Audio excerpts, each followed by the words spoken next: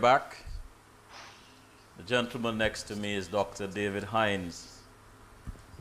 Dr. David Hinds, welcome to CWS as it is. Thank you very much, and thanks for having me. Welcome, my brother. You're quite... What is the face of contemporary politics in Guyana? Can you repeat the question? What is the face of contemporary politics in Guyana? Well, I think we are at a critical stage in our political history.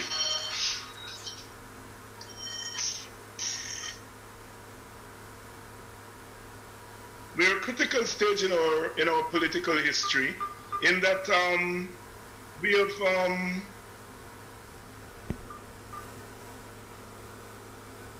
am I on? Yes, you're on. You're on. Yes, we're at a critical stage in our political history in the sense that we have now had self-government for 62 years. And in those 62 years, we have lurched from one political crisis to the next.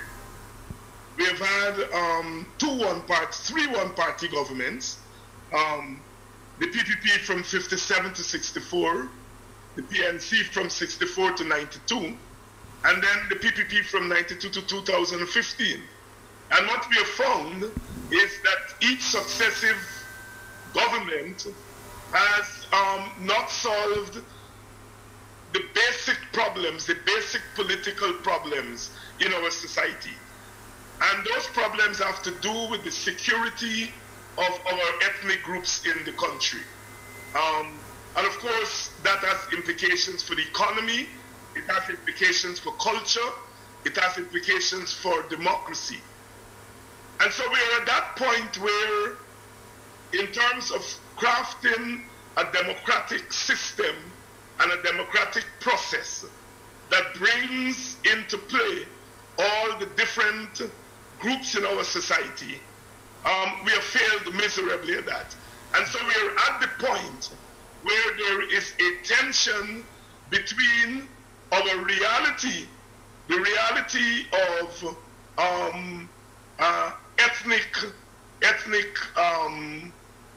divisions, and the reality of the democracy. And we find that the two are in tension with each other. So we have one party that represents generally, but not exclusively, one ethnic group competing against a group of parties who draw support from the other ethnic group. And so our democratic system is suffering from that kind of competition. And so we are at a critical juncture where we have to decide whether we continue with that process of one party rule, which in our circumstances mean one ethnic group rule, or we move towards a more inclusive system and process. Those who might be listening to us outside the diaspora but that are non-Guyanese, what does this mean, this situation, this one-party system mean to a country like Guyana? Well, it means that we do not function in the same way as normal societies function, normal countries function, even compared to the rest of the Caribbean. In the sense that whereas the rest of the Caribbean have been able to frontally contend with the question of development, contend with the question of living in a small society in a world that, as David Rudder said, need islands no more. They can at least grapple with it. In Guyana, we cannot grapple, we have not been able to grapple with the question of development, economic development, political development, cultural development. We have had to go through this medium called ethnicity. So as a result, we have lagged behind the rest of the Caribbean in terms of economic development, because we have not directly confronted that question. In terms of our own democracy, unlike the rest of the English-speaking Caribbean, we have had really authoritarian governments, because part of what one ethnic group rule means is authoritarianism. And we saw the PNC moved in that direction, 64 to 92. And then we saw from 92 the PPP, although it operates in a democratic environment, nevertheless, the outcomes have not been any different from when we had an open authoritarian system from 64 to 92. Dr. Hinds, I spoke to you offline a couple of days ago, and you mentioned to me that you traveled to Guyana and you spent lots of time there. And so it means that you're able to see firsthand all the discrepancies and indiscretions and so on among that the people, certain groups of people experience. But what gives you hope? Why do you keep going, and why do you keep up the fight for change? Well, you know, Guyana is all we have. I live in America, but I am, you know, I'm not an American. I'm a Guyanese. And, you know, where you were born matters.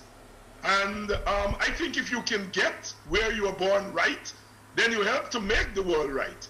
You know, some people are able to operate on the global stage and correct particular things. But I think generally, and I draw this from Walter Rodney, who said, you know, if I am able to help to make Guyana a better place, that is my greatest contribution to making the world a better place. Because if you make the world a better place and don't make your home a better place, then you are not, you're not really as effective as you think you are. So my hope is, comes from that belief that if you correct where you're from, then you're able to help to correct the world. But it also comes from my undying confidence in ordinary people. I have been involved in political activism for over 40 years. And one of the things that I have learned is that the kind of insight, the kind of instincts, collective insights and instincts that reside in the masses of people, if used and if given the opportunity to flower, then our Guyana can be a better place. I've seen over and over again our people sometimes defying their political leaders and rising to the occasion. Sometimes they go along with their political leaders, but other times they buck the system. We saw a section of the Indian Guyanese sisters and brethren voting against the PPP in 2011. We saw before that African Guyanese at Linden and other places standing up and confronting the excesses of a government that looks like them. So it is that hope, that confidence that our people, when the opportunity presents itself, can rise to the occasion and make changes. And that gives me hope. You know, you're quite vocal, and what I like about you is there's always something to learn, and you're out there and you're speaking up, and you're teaching. You're indeed a true professor. You mentioned Dr. Walter Rodney, which is incidentally is on your wall, and then there's another historic leader, Dr. Martin Luther King, above you, who said, "Our lives begin to end the day we become silent about things that matter." When you hear those words, and when you think about those words, are you encouraged to continue what you do? Yes, I do, and I'm inspired by those words. And I'm very glad you raised that question, because I think a lot of our political leaders, our political activists, do not draw on history. Mm-hmm. It is one of the things that frustrates me with Guyana and other parts of the world, but since we're speaking about Guyana, I'll concentrate on Guyana. I don't think we learn enough from our history. Lots of the discourses that we're having now have been discourses that we have had before. And time changes, so the nature of the discourse or the context of the discourse may change, but the nature of the discourse remains the same.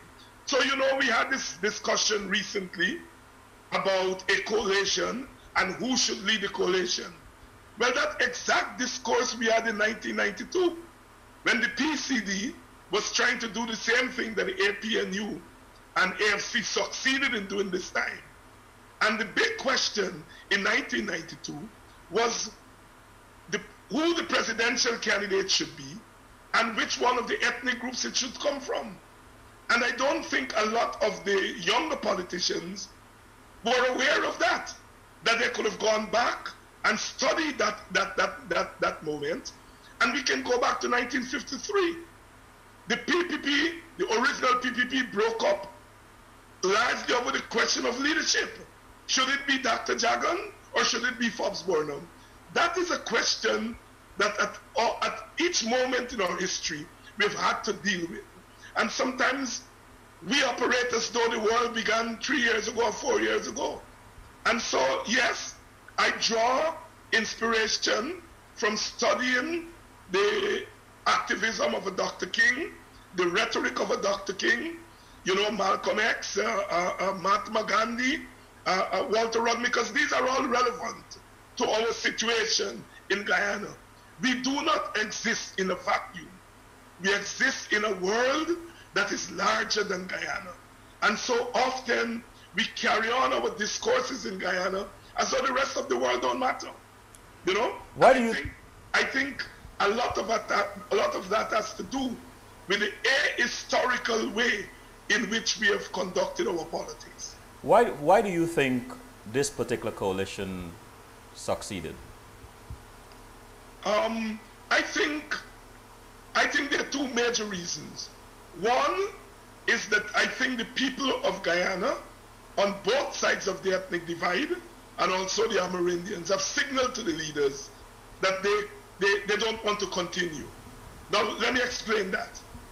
In 2011, which I think is where this whole process started, in 2011, a sizable portion of East Indian Guyanese voted against the PPP. They were signaling that we do not want to be part of that old politics anymore.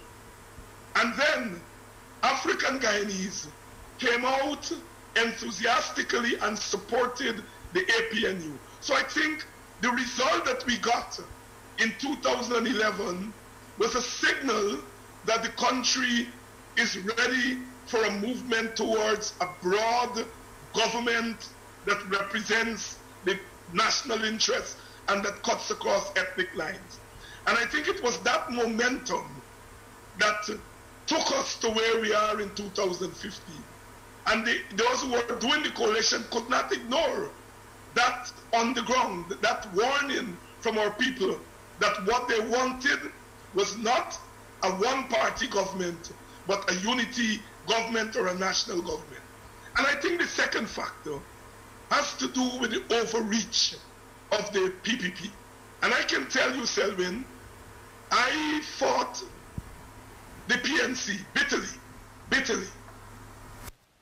And I'm opposed to the PPP, but I can tell you, what the PPP has done to Guyana is 10 times worse than what the PNC has done. And I say that without any apology. I say that as someone who has been participating, that despite the fact that we have free and fair elections, what we have had is the worst kind of government overreach.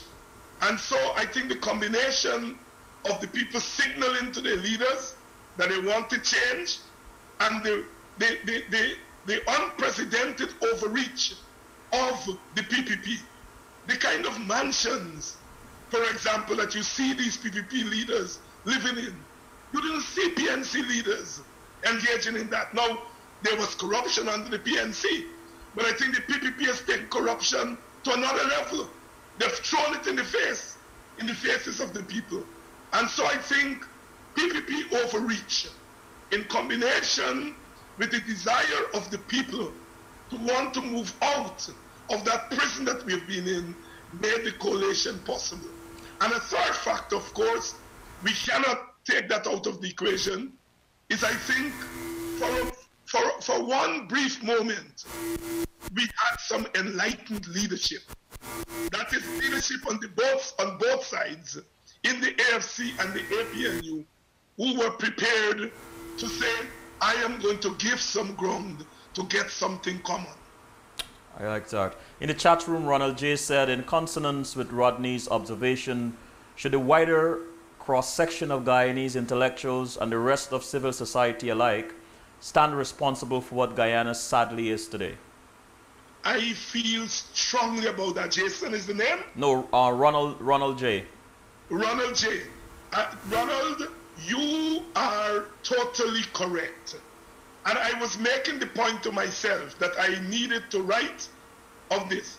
You know, Ronald Waddle was assassinated in 2006. Everybody, including civil society, in particular civil society, condemned. We had a big funeral. And then we did nothing else. And then 2012, 3 people were gunned down at Linden. Again, civil society condemned. We had a big funeral. They did nothing else. 2015, Mr. Crum Ewing is assassinated. And we had a big funeral, and we have all of civil society condemning. And I hope it's the last political assassination. Look, let me make an observation here. In 1980, Dr. Rodney was assassinated. In the next 12 years of the PNC rule, there was not another assassination. And you know why? Because civil society and the political parties were vigilant. You see, the government and the state, they threaten people every day. When Mr. Crummy Wing was threatened and he reported that government officials were threatening him, no civil society said anything. They just let it go. And they wait until he was killed before they said something. And this is the problem with civil society in Guyana. They do not, when governments or officialdom begin to take advantage on people, they do not come out with their loud voices and say no. You know, they wait until the person is killed or the person is dismissed from the jobs, and then they condemn. And I think that has played in to the development of authoritarian rule in Guyana. Civil society in Guyana are more concerned about racial voting rather than people's lives, the lives of activists, and the lives of ordinary citizens participating in the political process. Now, racial voting is not racist. If an Indian person says, I am voting for the PPP because the PPP, I think, represents my ethnic interests, that is not racist. It is just people are voting based on their interest. And we, some or the other, because people vote based on their ethnic interest, we say that's racist. It is not racist. It is racist when a government takes, or a party takes that ethnic support and uses it against the other ethnic group. That's racist. But we spend so much time on ethnic voting as a big problem rather than looking at how governments and parties govern in a racist way. What we ought to be fighting is racism. What civil society ought to be fighting is racism, not ethnic voting. Ethnic voting is our reality. History has dealt us at hand. We have to make sure that we take that ethnic voting and turn it into something positive. And so therefore, yes, I agree that civil society has its priority wrong. We do not defend the society. We wait until the society is attacked and then we condemn.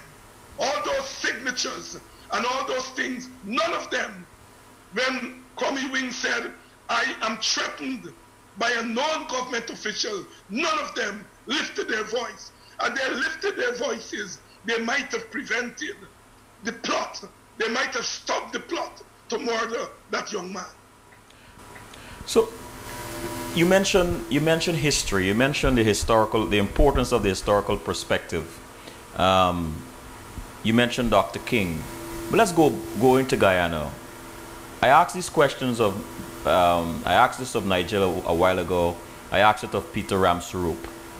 If you could ask the late president for LFS Bornum, Dr. Chetty Jagan, Dr. Walter Rodney, and the former president, Bar Jack Dio, if you could ask them two questions each, what would they be? I think the first question I will ask each of them is why you did not allow your vision of where the society to go to aid in your governance. I think, put aside Jack Dio, Dr. Rodney, Dr. Jagan, Forbes Burnham, they had a vision for Guyana.